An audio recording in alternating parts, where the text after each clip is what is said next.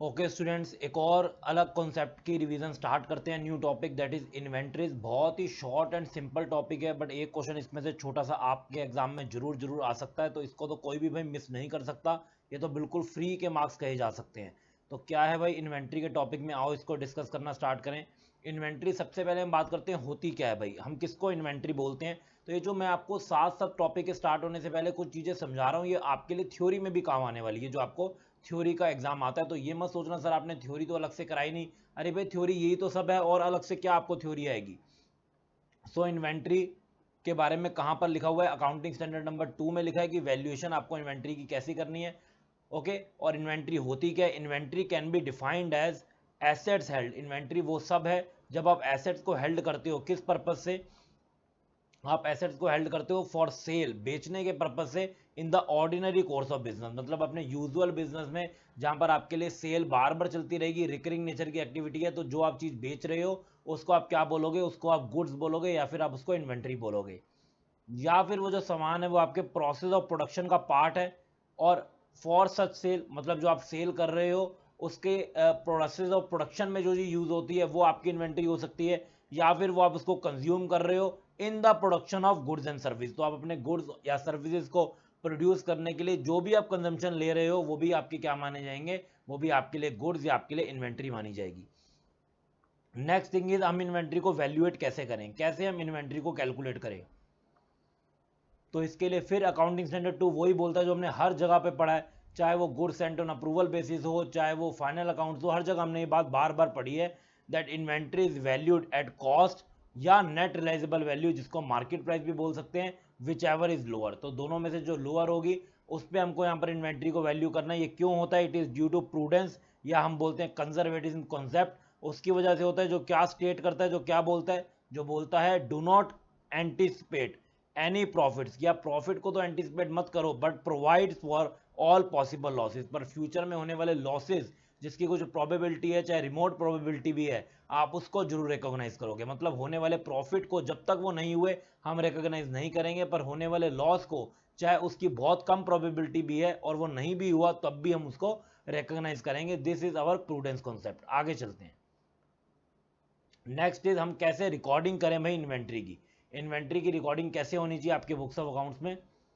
So inventory is recorded under 2 system. यहाँ पर 2 system बनाए हुए हैं। पहला सिस्टम जिसका नाम है पीरियोडिक इन्वेंट्री सिस्टम, और दूसरा सिस्टम है जिसका नाम है परपेचुअल इन्वेंट्री सिस्टम। ये दोनों में क्या क्या फर्क है पीरियोडिक में और परपेचुअल में, आओ जी इसको हम पढ़ते हैं। अगर हम भाई बात करें पीरियोडिक इन्वेंट्री सिस्टम की, तो पीरियोडिक इन्वेंट्री सिस्टम में क्या होता है? It is a method of ascertaining inventory by taking an actual physical count. हर एक आइटम का एक्चुअल में फिजिकल काउंटिंग होगी और मेजर किया जाएगा और वेट कैलकुलेट होगा of all inventory items on hand at a particular date on which inventory is valued. तो भाई जिस डेट पे आपकी इन्वेंट्री वैल्यू हो रही है, जिस पीरियड में आपकी इन्वेंट्री वैल्यूड हो रही है, तभी इसका नाम पीरियोडिक होता है। उस डे पे आप फिजिकल यहाँ पर वैल्यूएशन करोगे, फिजिकल मेजरमेंट करोगे, फिजिकल वेट करोगे, काउंटिंग करोगे। This method determines inventory and takes cost of goods sold as residual figure. ये क्या करता है? ये आपको इन्वेंट्री डिटरमाइन करके देता है, और जो कॉस्ट होती है जो आपने इन्वेंट्री बेची उसकी, जो गुड्स बेचे उसको यहाँ पर रेसिडुअल फिगर से कैलकुलेट कर लेता है। This system is simple and less expensive. ये बहुत ही ज़्यादा सिंपल होता है और ये इसमें ज़्यादा खर्चा भी नहीं आता, क्योंकि इसमें आपको क्या करना होता है? इसमें आपको बार बार अकाउंटिंग नहीं करनी, बस क्लोजिंग पीरियड पे ही करनी होती है। So periodic system requires closure of business for counting of inventory. यहाँ पर आपको अपने बिजनेस को थोड़ा टेम्परली क्लोज करना पड़ेगा, परचेज सेल को रोकना पड़ेगा, तब आप ये वाली सिस्टम ऑप्ट कर सकते हैं। आगे चलते हैं। Second is perpetual inventory system. इसमें क्या होता है भाई? It is a system of recording inventory balances after each receipt and issue. हर एक बार जब गुड्स आए और हर एक बार जब गुड्स गए या इशू हुए, तब हम इसके थ्रू रिकॉर्डिंग करेंगे। इसलिए इसको बोलते हैं परपेचुअल। परपेचुअल का मतलब होता है जो चलता जाए चलता जाए चलता जाए, और पीरियोडिक का मतलब होता है जो पर्टिकुलरली एक पीरियड में ही हो। So it provides continuous information about inventory and cost of sales. ये कंटिन्यूस आपको इंफॉर्मेशन देता है कि फॉर एग्जांपल 10 अप्रैल को आपके पास कितनी इन्वेंट्री है, आपके पास 11 अप्रैल को कितनी है, आपको यहाँ पर रेगुलर डाटा मिलेगा। It is a costlier method, ये महंगा मेथड है क्योंकि यहाँ पर आपको प्रॉपरली किसी अकाउंटेंट को बिठाना पड़ेगा और रेगुलरली बार बार आपको यहाँ पर वैल्यूएशन ऑफ इन्वेंट्री करनी पड़ेगी। But inventory can be determined without affecting business operation, लेकिन यहाँ पर जो इन्वेंट्री है वो बिजनेस ऑपरेशन को अफेक्ट किए बिना भी हो सकती है। रिसीट्स होते चले जाएंगे, इश्यूज होते चले जाएंगे और हम एक दिन के एंड में इन्वेंट्री को वैल्यू कर लेंगे, तो हमें इधर बिजनेस को बंद करने की जरूरत नहीं है। लेकिन हाँ, जो पीरियोडिक सिस्टम है उसमें आपको बिजनेस को भी क्लोज डाउन करना पड़ता है टेम्पररीली। मेथड्स कौन कौन से होते हैं भाई परपेचुअल सिस्टम के अंदर? यहाँ पर 4 मेथड्स हैं, बहुत ही ज़्यादा पॉपुलर और बहुत ही ज़्यादा सिंपल। पहला मेथड जिसको हम बोलते हैं फीफो, जिसका फुल नेम है first in first out. Second method which is known as LIFO, जिसका नेम है last in first out. And third है वेटेड एवरेज, जो मुझे लग रहा है इस बार एग्जाम के लिए बहुत इंपॉर्टेंट है। And last is very very simple, और नाम भी इसका क्या है, सिंपल एवरेज। अब हम क्या करने वाले हैं, अब हम इसका फॉर्मेट देखेंगे और फिर एक क्वेश्चन उठाएंगे जिसमें सारे के सारे मेथड हम लोग अप्लाई करेंगे। तो पहले भाई एक कॉन्सेप्ट को इन सबको पहले समझ लेते हैं हम। फीफो या फर्स्ट इन फर्स्ट आउट क्या होता है? This method is based on assumption, ये किस अजम्पशन पे चलता है? दैट गुड्स बॉट फर्स्ट, जो गुड्स पहले खरीदे गए हैं वो इशू भी क्या होंगे, पहले होंगे। तो मतलब यहाँ पर जो पुराने स्टॉक हैं वो साथ साथ पहले इशू होते रहते हैं, और आपके पास जो क्लोजिंग स्टॉक बचेगा वो हमेशा लेटेस्ट आइटम का बचेगा, क्योंकि टेक्निक ही क्या है, जो फर्स्ट इन, जो पहले आया उसको पहले ही बेच दो। सो क्लोजिंग स्टॉक वो क्या रिप्रेजेंट होगा, will represent latest stock under this method. जो बिल्कुल लेटेस्ट स्टॉक होगा, वो नहीं बिका होगा, वो यहां पर रिप्रेजेंट करेगा आपका closing stock. Second method is LIFO, full form में LIFO is last in first out, मतलब जो लास्ट में आया, जो लेटेस्ट स्टॉक है उसको आते ही भेज देंगे, उसको आते ही इशू कर देंगे, और आपका जो पुराना स्टॉक है वो पड़ा ही रहेगा। ओके, तो जो पुराना स्टॉक है आपका इस केस में वो पड़ा रहता है, और जो लेटेस्ट आया है वो आप इसको इशू करते हो। कई कई ऐसी इंडस्ट्री है जहां पर पुराना सामान कोई लेना ही नहीं चाहता, तो वो हमेशा पड़ा रहता है, और लेटेस्ट जो सामान है वो फटाफट बिकता रहता है। सो this method is based on assumption that goods latest, जो आपने बिल्कुल लेटेस्ट, बिल्कुल आजकल में खरीदे हैं, बॉट किए हैं, विल बी इशूड फर्स्ट, उसको पहले इशू करेंगे। सो closing stock will comprise of oldest stock, तो जो आपका क्लोजिंग स्टॉक होगा उसमें कौन सा स्टॉक होगा, सबसे पुराना वाला, सबसे oldest stock. Third third is your weighted average method. इसमें हम लोग क्या करते हैं, इसमें हम अपना जो प्राइस है, जो आपको अलग अलग रिसीट्स हुई हैं, इशू हुई हैं, उसके लिए हम एक प्राइस डिटरमाइन कर देते हैं। और कैसे करते हैं, हम जब अमाउंट को यूनिट से डिवाइड कर देंगे हमारे पास रेट आ जाएगा, वही क्या होता है, वही वेटेड रेट या वेटेड एवरेज प्राइस होता है। It does not consider issuance at bought price always, ये हमेशा जितने पे आपने खरीदा उतने पे बेचना ऐसा जरूरी नहीं होता इस मेथड के अंदर। Under this method separate weighted average price per unit is calculated, बिल्कुल अलग एक वेटेड एवरेज प्राइस निकाला जाता है। And then issue is made, और उसके बाद इशू करा जाता है। पहले प्राइस निकालेंगे और उसी प्राइस पे जितनी भी क्वांटिटी इशू करनी है सब क्वांटिटी उसी प्राइस पे कर देंगे। बेसिकली आपके पास जितना स्टॉक होता है उस पूरे स्टॉक को एक ही यहाँ पर प्राइस में डाल देते हैं, इसके लिए अलग अलग लॉट्स नहीं बनाते। So weighted average price per unit कैसे निकलेगा भाई, जो टोटल कॉस्ट ऑफ गुड्स आपके पास पड़े हुए हैं सेल के लिए, आपके पास जो total cost of goods available for sale है, इसको डिवाइड कर दो जितनी यूनिट्स अवेलेबल फॉर सेल है। तो भाई total cost divided by units क्या आ जाएगा सर, प्राइस आ जाएगा या कॉस्ट प्राइस आ जाएगा? बिल्कुल, यही हमारे यहाँ पर एवरेज प्राइस या वेटेड एवरेज प्राइस माना जाता है। Last but not the least, last is simple average method.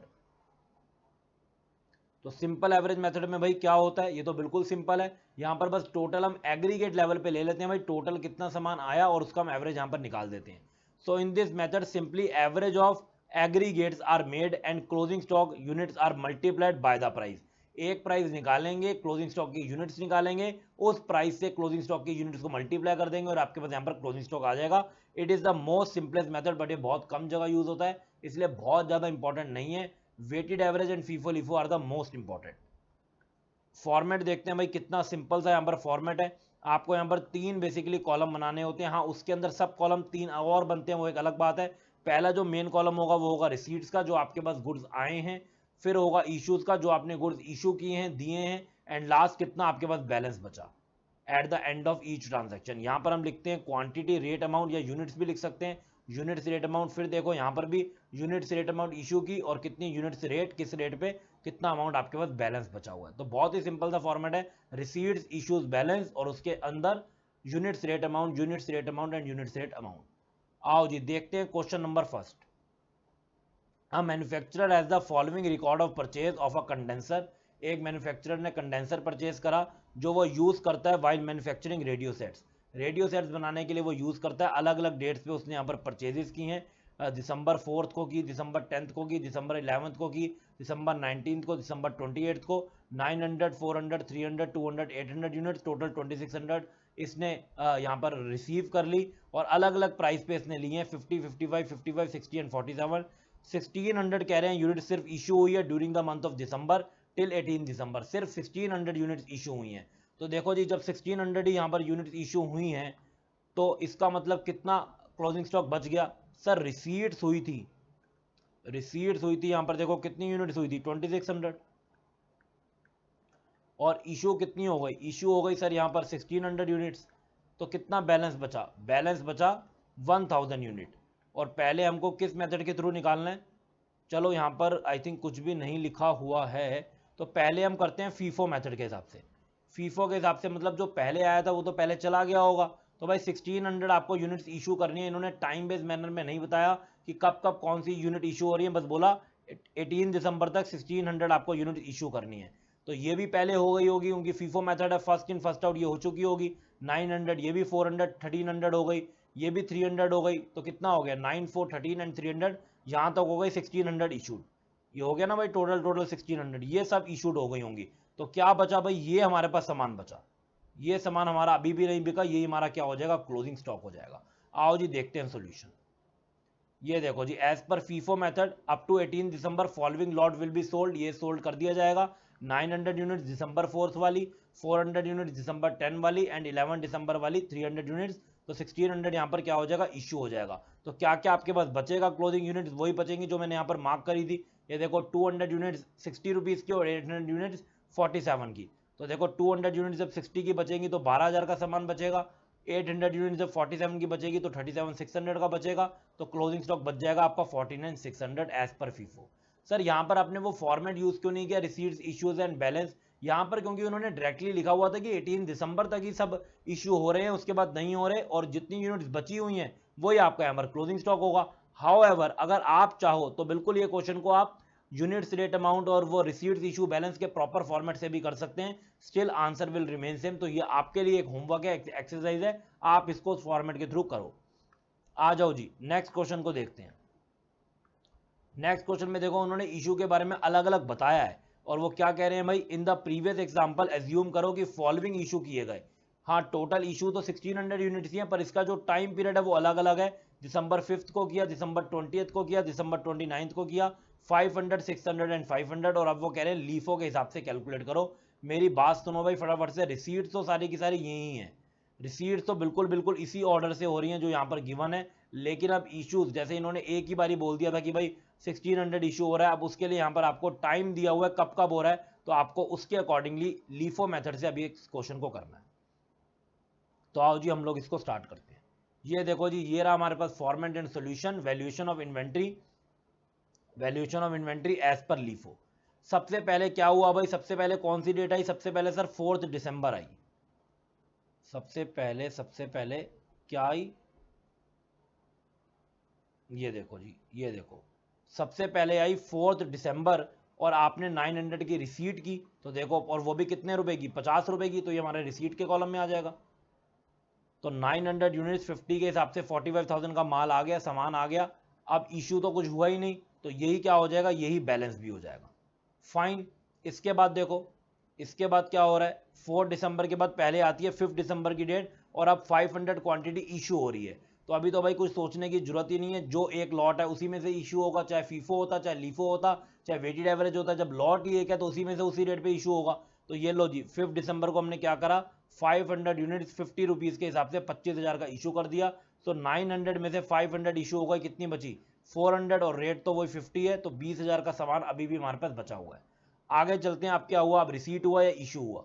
ये देखो जी, 5 दिसंबर के बाद आई 10 दिसंबर, और क्या हो रहा है? रिसीट हो रहे हैं 400, क्वांटिटी 55 के हिसाब से।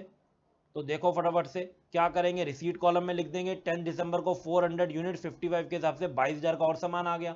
अब क्योंकि ये अलग लॉट है तो इसको हम अलग अलग कैटेगरी में लिखेंगे। ये 455 वाला तो एज इट इज, 50 रुपीज़ वाला तो एज इट इज यहाँ पर आ रहा है पहले लॉट में, और ये जो अभी अभी आया जो रिसीट हुआ उसको हमने यहाँ पर सेकंड लॉट में लिख दिया 400 यूनिट 55 के हिसाब से 22,000। इसके बाद देखो क्या हो रहा है, रिसीट हो रहा है कि इशू हो रहा है। 10 दिसंबर के बाद दोबारा से ही रिसीट हो रहा है, 300 यूनिट्स 55 की और आ गई, तो इसको हम एक अलग लॉट बना के लिख देंगे। तो देखो भाई 300 यूनिट्स 55 के हिसाब से 16,500 का सामान आ गया। और ये अब नेक्स्ट वाली डेट पे बैलेंस के टाइम पे देखो जो पहले लॉट थे वो तो एज इट इज हैं 450, 20,000, 455, 22,000, ये एक और लॉट आपके पास अभी अभी रिसीट हो गया। तो अब आपके पास 3 कैटेगरी हो गई लॉट की। इसके बाद देखते हैं भाई 11 दिसंबर के बाद रिसीट हो रहा है कि इशू हो रहा है। 11 के बाद अरे फिर से ही रिसीट हो रहा है, अब 200 यूनिट 60 रुपीज की आपको मिल रही है, तो इसके लिए हमें एक लॉट और बना देंगे। तो देखो भाई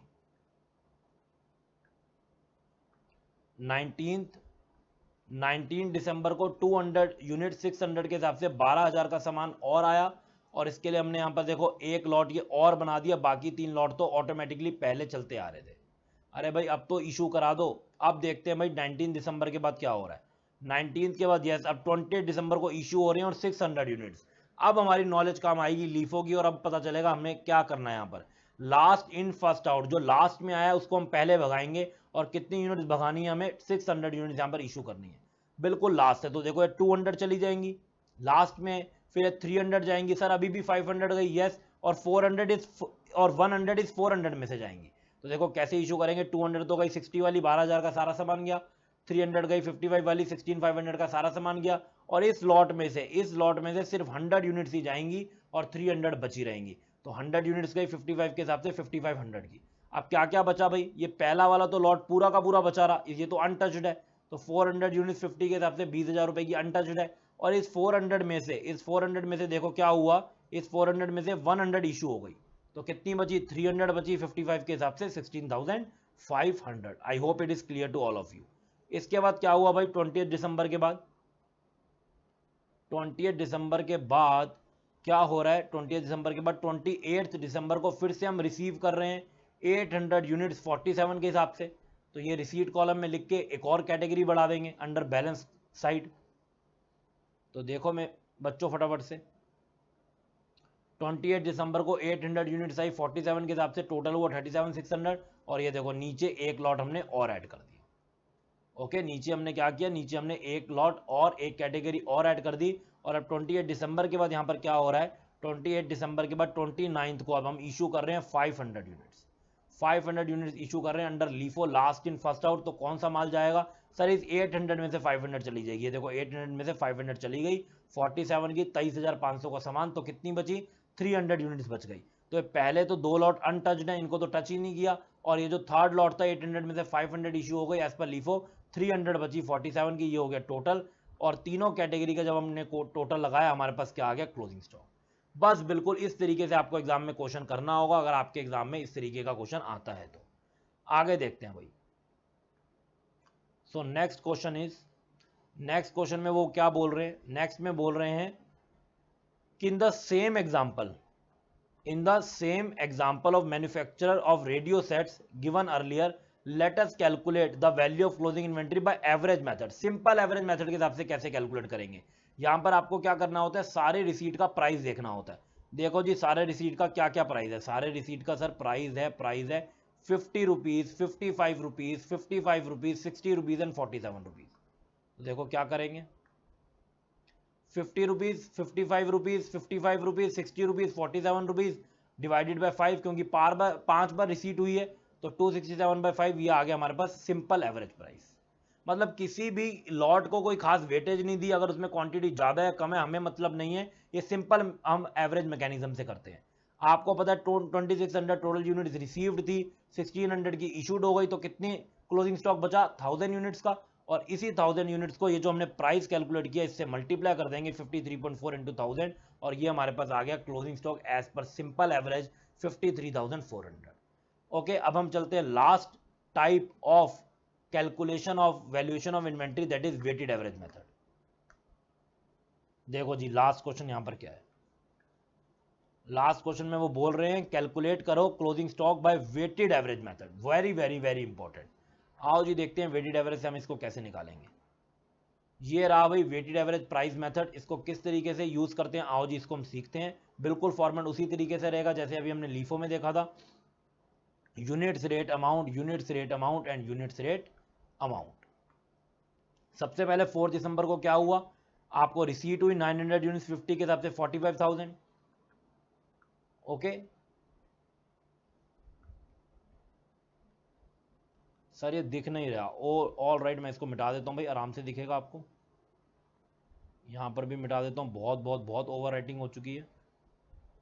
ये लो जी, अब क्लियर है सबको? यस सर अब क्लियर है। तो देखो 4 दिसंबर को क्या हुआ, 900 यूनिट्स 50 की आपने ले ली, हमने रिसीट में डाल दी। ओके और यही आपका क्या हो गया, यही आपका बैलेंस हो गया। इसके बाद क्या हो रहा है 4 दिसंबर के बाद, 4 दिसंबर के बाद देखो यहाँ पर पहले आ रही है 5 दिसंबर, और 5 दिसंबर को आप क्या कर रहे हो, इशू कर रहे हो 500 यूनिट्स। अभी तो आपके पास यूनिट्स है ही उसी प्राइस की, तो उसी पे इशू होगी, चाहे कोई भी मेथड होता। तो देखो भाई हमने 500 यूनिट्स 50 की इशू कर दी 25,000 की, 900 में से 500 इशू हो गई, कितनी बची 400, 50 के हिसाब से 20,000 की। तो ये तो भाई बिल्कुल सिमिलर है जैसे हमने लीफो मेथड में किया था। इसके बाद क्या हो रहा है, क्या रिसीट हो रहा है, इशू हो रहा है। इसके बाद 5 दिसंबर के बाद 10 दिसंबर को क्या हो रहा है सर, फिर से रिसीट हो रहा है 400 यूनिट्स 55 के हिसाब से। तो देखो भाई 400 यूनिट्स 55 के हिसाब से और आ गई 22,000 रुपए की। अब हमारे यहाँ पर वेटेड एवरेज काम करना स्टार्ट कर देता है। देखो भाई पहले यूनिट्स थी 400, अब आ गई और 400, टोटल यूनिट्स हम पहले लिखेंगे यूनिट्स के कॉलम में 800। पहले सामान था 20,000 का, अब सामान आ गया 22,000 का, टोटल सामान हो गया 42,000 का। तो यहाँ पर लिख देंगे 42,000। और फिर रेट कैसे निकालते हैं, मैंने आपको पहले भी बताया था, वेटेड एवरेज रेट या प्राइस कैसे निकालते हैं, ये हम निकालते हैं अमाउंट से डिवाइड कर दो किसको, यूनिट्स को, मतलब third column divided by first column.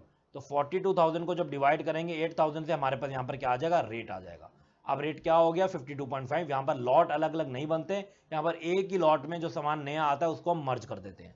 Okay जी, अब इसके बाद क्या हो रहा है, इसके बाद देखो भाई क्या हो रहा है, इसके बाद 300 यूनिट्स हम और रिसीट कर रहे हैं 11 दिसंबर को 55 की। तो अब इसको कैसे नोट डाउन करेंगे, रिसीट में तो लिखेंगे एज इट इज 300 यूनिट्स 55 की आ गई, 16,500 का सामान आ गया। और अब देखो पहले थी 800 यूनिट्स, 300 की और आ गई, कितनी हो गई सर, 1100 की हो गई। पहले था 42,000 का सामान, अब 16,500 का और सामान आ गया, कितने का सामान हो गया 58,500 का। अब आप यहाँ पे आराम से क्या निकाल सकते हो, रेट निकाल सकते हो, total of amount divided by total of units. So 58,500 divide by 1100 it becomes 53.18। इसके बाद क्या हो रहा है 11 दिसंबर के बाद, सर 11 दिसंबर के बाद दोबारा से रिसीट ही हो रही है 200 यूनिट 60 के हिसाब से। तो देखो फटाफट से,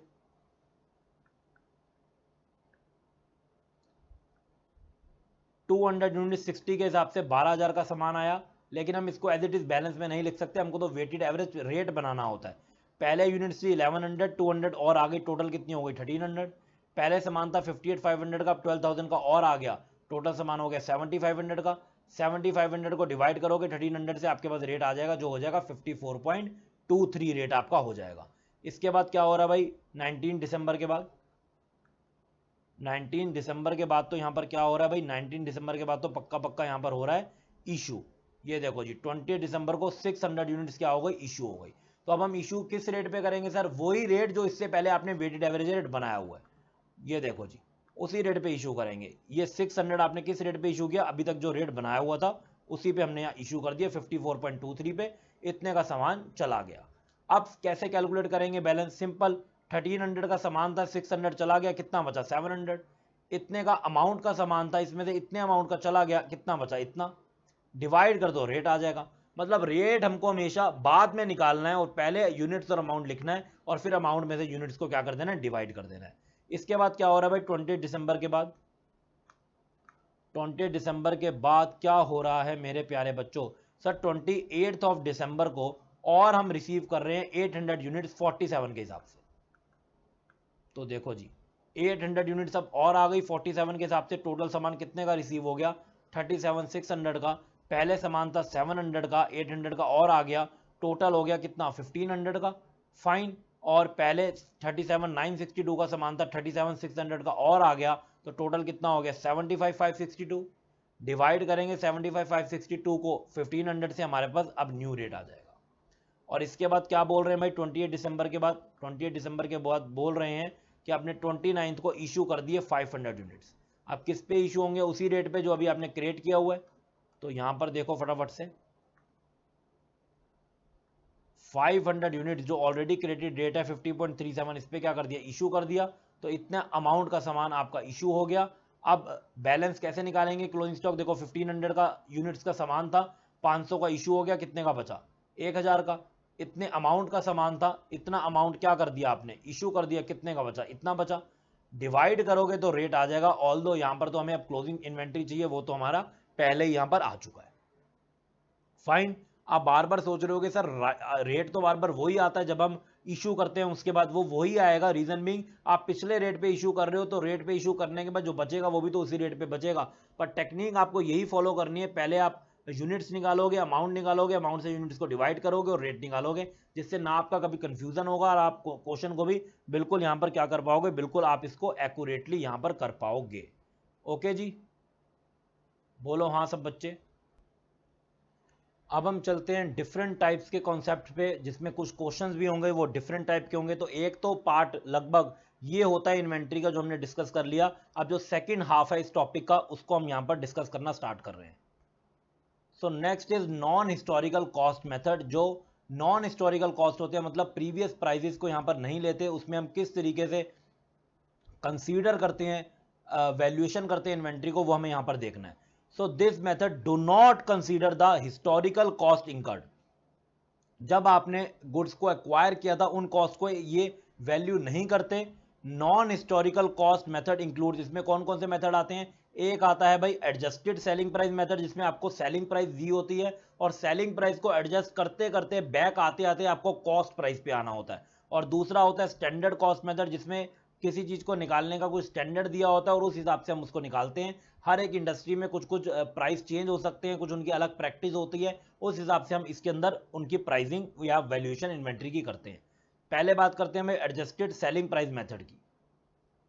जैसे मैंने आपको बताया, इसमें क्या करते हैं, सेलिंग प्राइस को बैक कर करके कॉस्ट प्राइस पे लेके आया जाता है।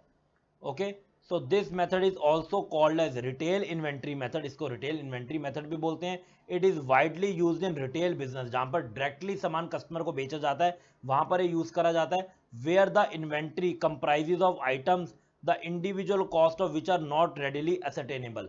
मतलब इंडिविजुअल कॉस्ट एज सच इतनी ईजी नहीं होती डिटरमाइन करनी, बिकॉज बहुत सारा वैरायटी ऑफ स्टॉक होता है। तो यहां पर हम किस तरीके से कैलकुलेट करते हैं, the use of this method is appropriate for measuring inventories of large number, जहां पर इन्वेंट्री बहुत ज्यादा नंबर की होगी और उनकी क्वालिटीज भी कैसी होंगी, ऑफ रैपिडली चेंजिंग आइटम, वो बार बार चेंज होने वाली आइटम है। कभी भाई कोई प्रोडक्ट आ गया, अगली बार कुछ आ गया, प्राइस भी change, that are similar margin, लेकिन जो उनका मार्जिन रहता है, वो प्रॉफिट मार्जिन जो रहता है, वो लगभग उस इंडस्ट्री में सेम ही रहता है। And for which it is impracticable to use other costing method, और इसके लिए और कोई मेथड अप्लाई करना बड़ा मुश्किल हो जाता है। और एक एक आइटम पे भी प्रॉफिट को एलिमिनेट करके सेलिंग प्राइस से कॉस्ट निकालना, ये भी बहुत मुश्किल होता है। तो इसको हम क्या करते हैं, इंडस्ट्री का जो नॉर्मल बेसिकली प्रॉफिट होता है, उस बेसिस पे हम उसको कैलकुलेट करके कॉस्ट पे आते हैं।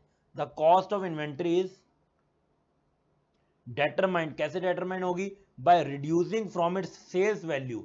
सेल्स वैल्यू से रिड्यूस करना है किसको, inventory, sales value of the inventory and appropriate percentage of gross profit. अब देखो ऑब्वियस सी बात है, आपने बचपन में ही पढ़ा था, अगर हम भाई सेल्स में से क्या करें, हम ग्रॉस प्रॉफिट को माइनस कर दें तो क्या आ जाता है, कॉस्ट आ जाती है। तो वही कॉस्ट हमारे लिए क्या हो जाएगी यहाँ पर, valuation of inventory, that is closing stock की कॉस्ट।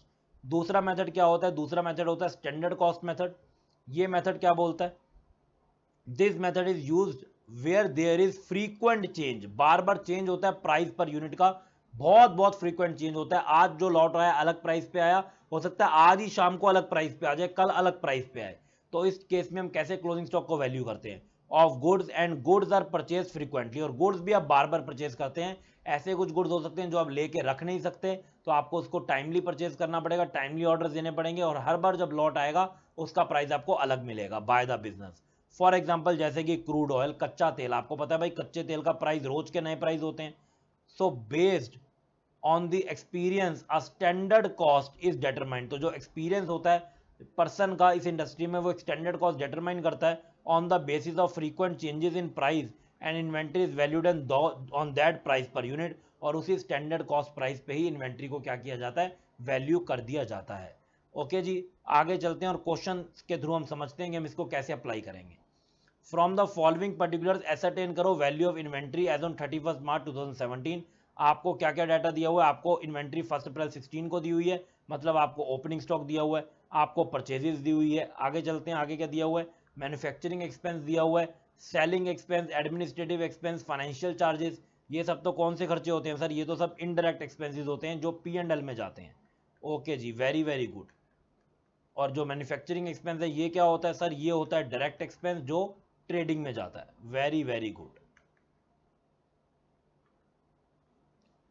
और सेल्स आपको दी हुई है। अब वो क्या कह रहे हैं, वो कह रहे हैं at the time of valuing inventory, जब आप इन्वेंट्री को वैल्यू करने निकले थे ऑन 31 मार्च 16, एक सम 17,500 का हमने राइट ऑफ कर दिया एक पर्टिकुलर आइटम पे, किसी एक स्टॉक की आइटम पे हमने 17,500 डाउन कर दिया, जो हमने ओरिजिनली परचेज करा था 50,000 का। तो भाई जब आपने सामान 50,000 का परचेज करा होगा और उसके बाद आप 17,500 उसकी वैल्यू डाउन कर रहे हो, इसका मतलब अब आज की डेट में उसकी वैल्यू कितनी आपने कर दी, 32,500 की। और क्या कह रहे हैं, and was sold during the year for 45,000, और आपने उसको कितने का बेच दिया इस बार, 32,500 की आइटम जो आपने कम करी थी, अब आपने इसको 45,000 की क्या कर दी, सेल। पर ये कौन सी सेल है, ये एबनॉर्मल सेल है, क्योंकि इस पे वो प्रॉफिट नहीं मिल रहा जो सब पे आपको मिलता है। और यहाँ पर उसके बारे में उन्होंने लिखा हुआ है, bearing the transaction relating to this item. Bearing का मतलब होता है एक्सेप्टिंग, इसको छोड़ के, एक्सेप्शन है इस वाली आइटम की ट्रांजेक्शन को छोड़ के, द ग्रॉस प्रॉफिट जो हम अर्न करते हैं ड्यूरिंग द ईयर वो 20% सेल पे अर्न कर लेते हैं। सो 20% ऑफ सेल का मतलब 1/5 on sale equal to 1/4 on cost. तो ये इन्होंने आपको बताया भाई इतना हम प्रॉफिट अर्न करते हैं, लेकिन ये जो एक ट्रांजेक्शन है ये एबनॉर्मल है, इसको छोड़ के हम अर्न करते हैं। तो इसको छोड़ दो, तो हम इसको किस तरीके से यहाँ पर इन्वेंट्री वैल्यूएशन करेंगे, आओ देखते हैं। देखो जी, ओपनिंग इन्वेंट्री कितनी है सर, 142,500 है, ये देखो जी गिवन थी आपको, ये रही 142,500। परचेज कितनी है, 762,500। मैन्युफैक्चरिंग एक्सपेंस कितने हैं, 1,50,000। तो देखो पहले तो ओपनिंग इन्वेंट्री 142,500 और खरीदा, इतनी की और स्टॉक हो गया, उस पर डायरेक्ट एक्सपेंस किया, तो अब टोटल खर्चा कितना हो चुका है स्टॉक पे, 10,55,000। अब क्या करें, अब इसमें से अगर मैं कॉस्ट ऑफ सेल्स माइनस कर दूं, तो कॉस्ट ऑफ सेल्स अगर मैं माइनस कर दूं अपने कॉस्ट ऑफ गुड सोल्ड से, तो ऑटोमेटिकली मेरे पास वैल्यू ऑफ इन्वेंट्री आ जाएगी। और वो मैं कैसे निकालूंगा, मेरे को सेल चाहिए, सेल आपको यहाँ पर गिवन है, कितनी है भाई सेल, देखो 12,45,000 रुपए की सेल है, लेकिन ये 12,45,000 की यहाँ पर सेल आ गई। और क्या करेंगे, ग्रॉस प्रॉफिट को माइनस कर देंगे, सेल माइनस ग्रॉस प्रॉफिट आपको पता है क्या होता है, कॉस्ट ऑफ गुड सोल्ड या कॉस्ट ऑफ सेल्स। और उसमें से अगर मैं ये सब चीज़ें माइनस कर दूं जो मैंने यहाँ पर कैलकुलेट की है, ये देखो जी, तो अपने आप मेरे पास क्या आ जाएगा, closing stock. Because you all know COGS में क्या होता है सर, सीओजीएस में होता है opening stock, add purchases, add direct expense, less closing stock.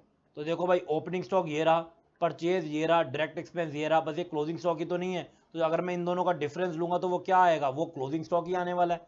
Okay, तो ग्रॉस प्रॉफिट, पहले तो क्वेश्चन ये है कि कैलकुलेट कैसे होगा, यहाँ पर तो हमने वर्किंग नोट बना दिया। आओ जी देखें ग्रॉस प्रॉफिट कैसे कैलकुलेट होगा।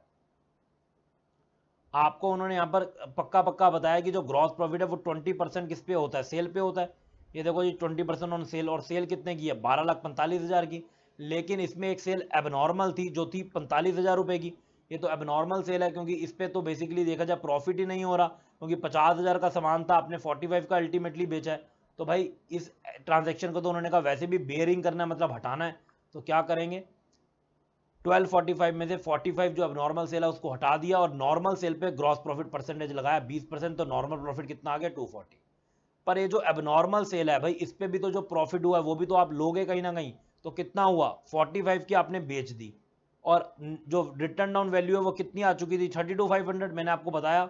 ये देखो जी, 50,000 की वैल्यू स्टार्टिंग में थी, 17,500 डाउन कर चुके थे, 32,500 की चीज आपने 45 की बेच दी। लेकिन ये आपका कौन सा प्रॉफिट होगा, एबनॉर्मल प्रॉफिट। तो gross profit on abnormal sale कितना है, 12,500। तो भाई है तो प्रॉफिट ना, जब हम इसको कंसोलिडेटेड लेवल पे देखते हैं तो टोटल प्रॉफिट हो गया 252,500। अब जब मैं सेल्स में से इस टोटल प्रॉफिट को माइनस करूंगा या ग्रॉस प्रॉफिट को माइनस करूंगा, कितना आ जाएगा मेरे पास, ये आ जाएगा 992,500। एंड फिर मैं क्या करूंगा, ये जो 1055 की फिगर है इसमें से मैं कॉस्ट ऑफ सेल को माइनस करूंगा, और अल्टीमेटली मेरे पास यहाँ पर क्या आ जाएगा, मेरे पास यहाँ पर value of inventory that is closing stock आ जाएगा। क्योंकि आपको पता है भाई सेल्स माइनस जीपी क्या होता है, सीओजीएस, और ये भी पूरा सीओजीएस है, बस इसमें क्लोजिंग स्टॉक नहीं है। ओके जी, इसमें क्या नहीं है, इसमें बस क्लोजिंग स्टॉक नहीं है।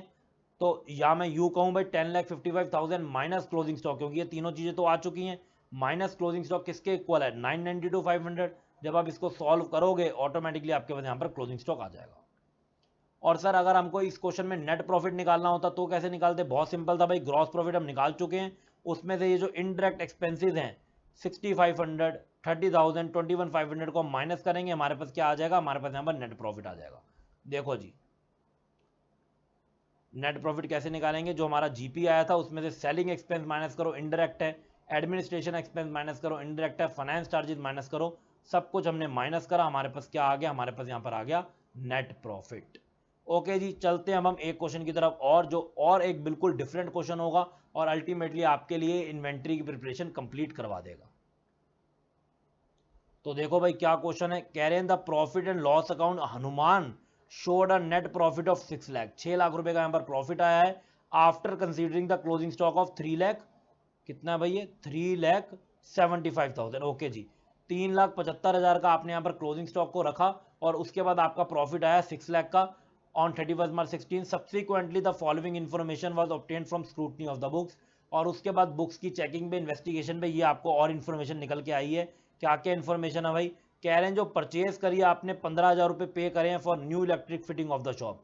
भाई जो आपने न्यू इलेक्ट्रिक फिटिंग करी है और आपने उसको परचेज में इंक्लूड कर दिया, कह रहे हैं purchase for the year included, purchase में इंक्लूड है 15,000 रुपये जो आपने न्यू इलेक्ट्रिक फिटिंग करी है। तो ये कोई परचेज थोड़ी होती है, तो ये तो एक मिस्टेक हो गई, इसका हमें रेक्टिफिकेशन करना पड़ेगा। ओके, एक एक पॉइंट को पढ़ते हैं और साथ साथ हम इसका रेक्टिफिकेशन करते हैं। एंड में देखते हैं क्या रिक्वायरमेंट है। Calculate the value of stock on 31 March 16 और साथ में एडजस्टेड नेट प्रॉफिट निकालो और for the year ended on that date, साथ में नेट प्रॉफिट कितना आ रहा है। आओ जी स्टार्ट करते हैं। कैसे करेंगे स्टार्ट? आपको पता है भाई रेक्टिफिकेशन का कैसे होती हैं, अगर सब चीज़ें पी एंड एल अकाउंट में जा चुकी हों। हमने इसको पढ़ा भी था, कहाँ पर पढ़ा था? रेक्टिफिकेशन ऑफ एरर्स में पढ़ा था कि हम पी एंड एल अकाउंट से जब एरर्स को ठीक करते हैं वहाँ से एक्सट्रैक्ट करके, तो वो P and L adjustment account के अंदर ठीक होते हैं। तो यहाँ पर भी ऐसे ही हो रहा है। पहले आपने यहाँ पर नेट प्रॉफिट लिख दिया कि भाई 6 लाख का नेट प्रॉफिट आया, पर इसमें एडजस्टमेंट अभी करनी पड़ेंगी। जैसे कि इलेक्ट्रिक फिटिंग, इलेक्ट्रिक फिटिंग को इन्होंने परचेज में डाल दिया, मतलब खर्चा बना दिया, खर्चा बनाने की वजह से प्रॉफिट कम हो गया होगा, हमने इसको वापस से क्रेडिट में लिख दिया इलेक्ट्रिक फिटिंग में, इलेक्ट्रिक फिटिंग को, और हमारा प्रॉफिट क्या हो गया? बढ़ गया। नेक्स्ट पॉइंट देखते हैं। नेक्स्ट पॉइंट कह रहे हैं हनुमान ने गेव अवे कर दिए गुड्स जिसकी वैल्यू थी 40,000 रुपए free sample for which no entry was made. तो भाई फ्री सैंपल अगर आप दोगे तो ये एडवर्टीजमेंट की तरह हो जाता है और आपने इसकी कोई एंट्री नहीं करी, तो हम इसकी क्या एंट्री करेंगे? देखो जी फटाफट से, 40,000 का सामान गया तो एडवर्टीजमेंट सैंपल जैसे पी एंड एल में डेबिट होता है, तो ये भी भाई खर्चे की तरह यहाँ पर डेबिट साइड पे आ जाएगा। और लेकिन आपको पता है सैंपल आपके परचेज को भी कम कर देता है, तो ये आपको एक तरीके से परचेजेस में से कम करके दिखाते हैं, तो मतलब डेबिट में कम करते हैं, तो ये भी अल्टीमेटली क्रेडिट की आइटम है, तो हम क्रेडिट में भी दिखाएंगे। कहने की बात ये इसका कोई इफेक्ट ही नहीं होगा, बट स्टिल हमें ये दिखाना जरूर पड़ेगा क्योंकि रेक्टिफिकेशन तो हमें करनी है। हम इसको इग्नोर करेंगे तो एग्जामिनर को लगेगा आपने एंट्री मिस कर दी है, जबकि इसका कोई इंपैक्ट नहीं आएगा क्योंकि परचेज में से कम करना होता है। ये वही हो रहा है भाई, परचेज में से कम हो रहा है तभी क्रेडिट साइड पे लिखा है, और ये इनडायरेक्ट एक्सपेंस बन जाता है in the form of advertisement sample, वो भी हमने यहाँ पर लिख दिया। आगे चलते हैं। Invoice for goods amounting to 250 have been entered on 27 March 16 but the goods was not included in stock। तो भाई आपने जो इनवॉइस था वो 2,50,000 का एंटर तो कर दिया, लेकिन एक्चुअल में आपने जो गुड्स हैं अपने स्टॉक में लिए ही नहीं। तो मतलब गुड्स आपने अपने स्टॉक में नहीं लिए, जबकि यहाँ पर सारे डॉक्यूमेंटेशन पार्ट हो गया। तो भाई इसको कैसे ठीक करेंगे? ये देखो जी, आपने स्टॉक परचेज किया है लेकिन आपने अपनी बुक्स में नहीं लिया, तो जब परचेज आपने इसको किया और आपने इसको अपनी बुक्स में स्टॉक की तरह नहीं लिया, ओके, तो हम इसको अब क्या करेंगे भाई? ये देखो, और ये कौन से महीने का है? हमारा मंथ है मार्च, तो वो यही बोल रहे हैं invoice for goods amounting to 250 have been entered. Okay, ये एंटर कर दिया है 27 मार्च को, but goods were not included in stock, जबकि गुड्स अभी तक आए नहीं है। ओके, गुड्स आए नहीं है और आपने इसको परचेज में डाल दिया, बहुत गलती की आपने। तो हम वापस से क्या कर देंगे? क्रेडिट साइड पे लिख देंगे कि परचेज ऑफ मार्च आपने गलती से यहाँ पर रिकॉर्ड कर दिए, तो हम इसको क्रेडिट साइड पे लिख के एक तरीके से अपनी परचेज को क्या कर रहे हैं? हम अपनी परचेज को यहाँ पर कैंसिल कर रहे हैं। उसके बाद देखो भाई, इन मार्च 16 गुड्स 2 लाख के आपने बेच दिए और डिलीवर भी कर दिए, और टेकन इन सेल आपने करे हैं अप्रैल 16 में, और मंथ चल रहा है मार्च। जब आपने भाई मार्च में बेच दिए थे, डिलीवरी भी दे दी कस्टमर को, तो आपने अप्रैल में क्यों रिकॉर्ड किया? आपको तो इसको मार्च में सेल्स रिकॉर्ड करना चाहिए था। तो आओ जी हम इसको मार्च में सेल रिकॉर्ड करें। ये देखो जी, सेल्स क्रेडिट में आती है, तो हमने सेल्स को यहाँ पर रिकॉर्ड कर दिया। ओके जी, हमने सेल्स को यहाँ पर रिकॉर्ड कर दिया, जो इन्होंने यहाँ पर क्या कर दिया था? मिस कर दिया था। आओ जी हम लोग आगे देखते हैं। गुड्स जिसकी कॉस्ट थी 75,000, आपने सेंड करे थे, भेजे थे सेल और रिटर्न बेसिस में मार्च में, और उस पर आप प्रॉफिट लेते थे 1/3 ऑन कॉस्ट। तो भाई जब आप 1/3 ऑन कॉस्ट प्रॉफिट लेते थे और ये भी कॉस्टिंग है, तो 1/3 ऑफ 75,000, इसका मतलब कितना प्रॉफिट हो गया सर? प्रॉफिट हो गया 25,000 का। इसका मतलब इसका सेल प्राइस कितना होगा? सेल प्राइस इसका हो जाएगा 1,00,000 रुपए। तो कह रहे हैं दो approval was given in April, approval अप्रैल में मिला है, लेकिन आपने इनको सेल मान लिया मार्च में ही, आपने इनको मार्च में सेल मान लिया, जबकि आपको पता है जब तक अप्रूवल नहीं मिले हम सेल नहीं मान सकते, हमको वो क्लोजिंग स्टॉक मानना चाहिए था। तो आओ जी इसको अब हम लोग ठीक करते हैं। ये देखो जी, आपने इसको सेल मान लिया होगा तो आपने इसको क्रेडिट में डाल दिया होगा ट्रेडिंग P&L में, तो अब हम इसको क्या करेंगे, वापस से डेबिट में डाल के उसको कैंसिल कर देंगे, टू सेल्स लिख के, क्योंकि गुड्स का जो अप्रूवल है वो अप्रैल में मिला, मार्च में मिला नहीं। लेकिन ये साथ में आपका क्लोजिंग स्टॉक भी बनेगा और क्लोजिंग स्टॉक क्रेडिट साइड पे आता है, तो हम इसको साथ में यहाँ पर क्रेडिट साइड पे लिख देंगे बाय स्टॉक। ये आपका एक्चुअल में क्लोजिंग स्टॉक है जो आपने गुड्स अप्रूवल पे दिया हुआ है। So that's it. इसके बाद आपको क्या करना है, क्रेडिट साइड का भाई पूरा पूरा टोटल लगाना है जो हमने सब यहाँ पर रेक्टिफिकेशन करी हैं, और यहाँ पर आपके पास अब आ जाएगा एडजस्टेड नेट प्रॉफिट 10,40,000। लेकिन हमें तो यहाँ पर क्या निकालना है, हमें तो क्लोजिंग स्टॉक निकालना है। तो अब हम इसके बाद क्या करेंगे, देखो कैलकुलेशन हमको करनी है, showing value of stock on 31 March 16। Stock देखो 31 मार्च 16 को आपको यहाँ पर गिवन है, कितना स्टॉक गिवन है, ये देखो भाई स्टॉक आपको यहाँ पर गिवन है, लेकिन उसमें प्रॉफिट की एडजस्टमेंट करनी थी, जो गलत आपने यहाँ पर चीजें इंक्लूड करी हुई थी। तो 3,75,000 का आपके पास स्टॉक तो यहाँ पर भाई गिवन है, क्लोजिंग स्टॉक 375 का, लेकिन अब इसमें हमें कुछ चीजें ठीक करनी है। ओके जी, purchase of March not included, मार्च में आपने परचेज की थी और आपने इंक्लूड ही नहीं की, तो आओ जाओ जी इसको भी हम इंक्लूड कर दें, ये भी हमारा क्लोजिंग स्टॉक का पार्ट बन जाएगा, क्योंकि ये एक्स्ट्रा स्टॉक हमारे पास पड़ा हुआ है। सर ये कहाँ से आया, कहाँ से आया, कहाँ से आया, ये देखो जी ये लिखा हुआ है थर्ड पॉइंट में, इनवॉइस फॉर गुड्स 2.5 लाख रुपए का आपने एंटर तो कर दिया 27 मार्च को, but the goods were not included in stock, goods आपके पास पोजेशन फिजिकल आया ही नहीं, तो भाई बाद में आपके पास आ जाएगा अल्टीमेटली, तो ये आपका क्या बन जाएगा, क्लोजिंग स्टॉक बन जाएगा। ओके, तो इसलिए हमने इसको ऐड कर दिया। साथ में जो गुड्स आपने अप्रूवल के लिए दिए हैं लेकिन उसका अप्रूवल ही नहीं आया, उसकी भी जो कॉस्ट प्राइस है वो आपकी क्लोजिंग स्टॉक बन जाती है। तो हम गुड्स सेंट ऑन अप्रूवल में, फाइनल अकाउंट में, एडजस्टमेंट में, हर जगह कर रहे हैं कि भाई क्लोजिंग स्टॉक के अंदर जो गुड्स आपने अप्रूवल में भेजा होता है लेकिन अप्रूवल अभी नहीं आता, तो वो आपका क्लोजिंग स्टॉक एट कॉस्ट बन जाता है। तो भाई 75,000 कॉस्ट प्राइस था, देखो लिखा हुआ था कॉस्टिंग 75,000, दिखाऊं भाई आपको, ये देखो जी 75,000 कॉस्टिंग, इसको हम कॉस्टिंग से यहाँ पर क्या कर देंगे, ऐड कर देंगे, और ये पूरा का पूरा हमारा टोटल आ जाएगा 7 लाख, और यही हमारा अल्टीमेटली क्या हो जाएगा, क्लोजिंग स्टॉक हो जाएगा। तो आप सब देख पा रहे हैं कि ये जो रिवीजन मैराथन है इसमें बस ओवरव्यू लेवल पे या ऊपर ऊपर से बस टॉपिक को नहीं पढ़ाया जा रहा, पहले कॉन्सेप्ट का बेस भी पढ़ाया जाता है, फिर हम उसके बाद में उससे रिलेटेड कुछ फॉर्मेट्स हैं, कुछ फॉर्मूलेस हैं, वो भी डिस्कस करते हैं। उसके बाद हम कुछ इंपॉर्टेंट क्वेश्चंस हैं और जो वैरायटी होगी, डिफरेंट टाइप के क्वेश्चन है, वो भी यहाँ पर डिस्कस कर रहे हैं, ताकि आपको एक बिल्कुल कंप्लीट, एक कॉम्प्रिहेंसिव लेवल की यहाँ पर रिवीजन मिले।